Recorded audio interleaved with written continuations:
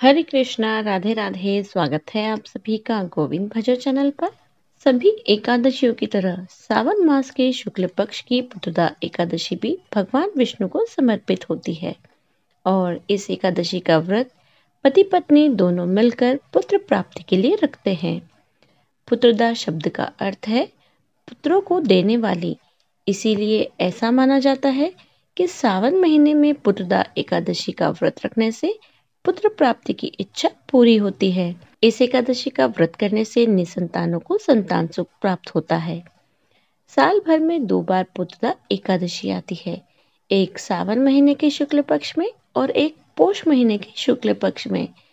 इस दिन निर्जल और निराहार या फिर फलाहार ग्रहण करके उपवास किया जाता है। जो पुत्र प्राप्ति की इच्छा रखते हो उन दंपति को मिलकर इस व्रत को धारण करना चाहिए। इस दिन अनाज, दालें, चावल, प्याज और मांसाहारी भोजन खाना सभी के लिए सख्त वर्जित माना गया है।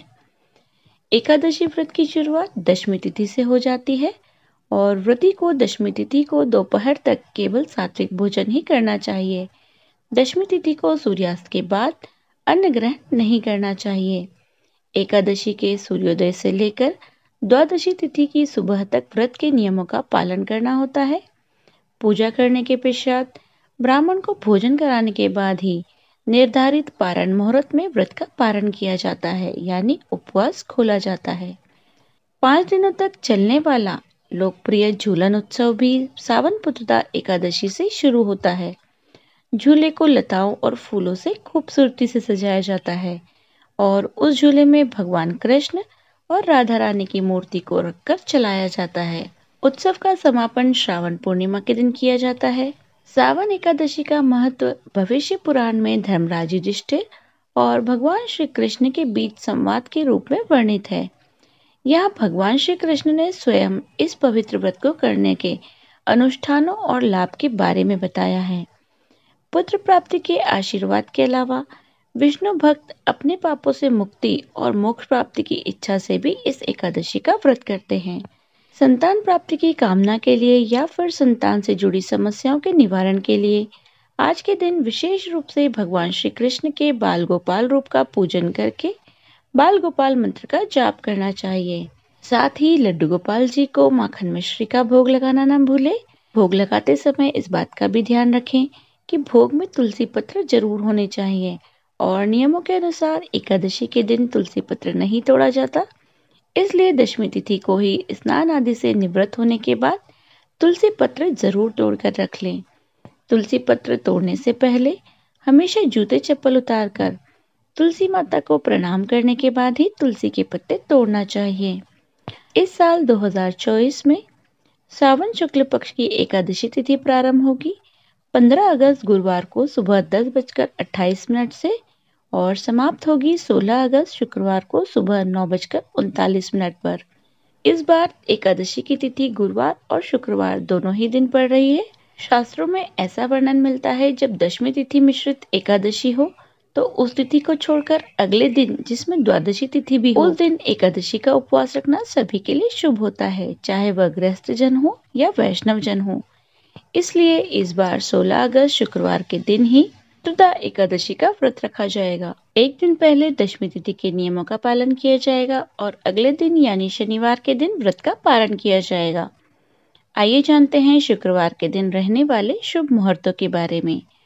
शुक्रवार यानी एकादशी के दिन सूर्योदय होगा सुबह 6:07 पर, सूर्यास्त होगा शाम 6:54 पर। ब्रह्म मुहूर्त सुबह 4:41 से 5:19 तक रहेगा। अमृत काल सुबह 6:27 से 8:02 तक रहेगा।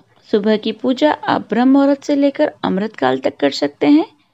अभिजीत मुहूर्त दोपहर 12:05 से 12:56 तक रहेगा और राहु काल जो अशुभ मुहूर्तों में गिना जाता है सुबह 10:30 बजे से दोपहर के 12 बजे तक रहेगा।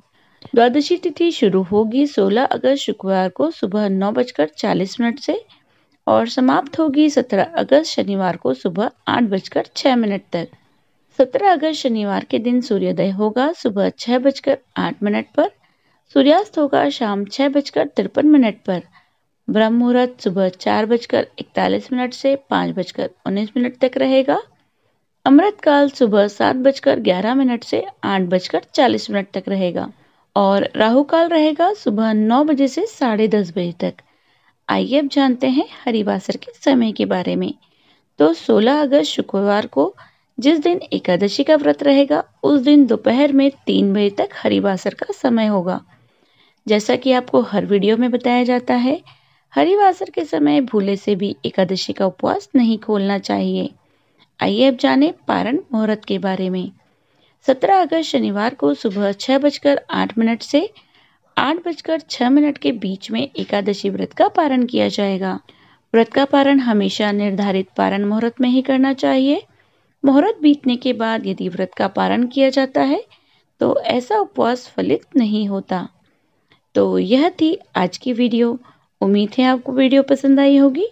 अगर आपको वीडियो अच्छी लगी हो तो प्लीज़ वीडियो को लाइक करके चैनल को ज़रूर सब्सक्राइब कीजिएगा। बेल आइकन को प्रेस कर दीजिए ताकि इस दिन आपको हमारे चैनल पर पुत्रदा एकादशी की कथा का नोटिफिकेशन सबसे पहले मिल जाए। मिलती हूँ आपसे अगले वीडियो में, तब तक बने रहिए गोविंद भजो चैनल पर। हरे कृष्णा, राधे राधे।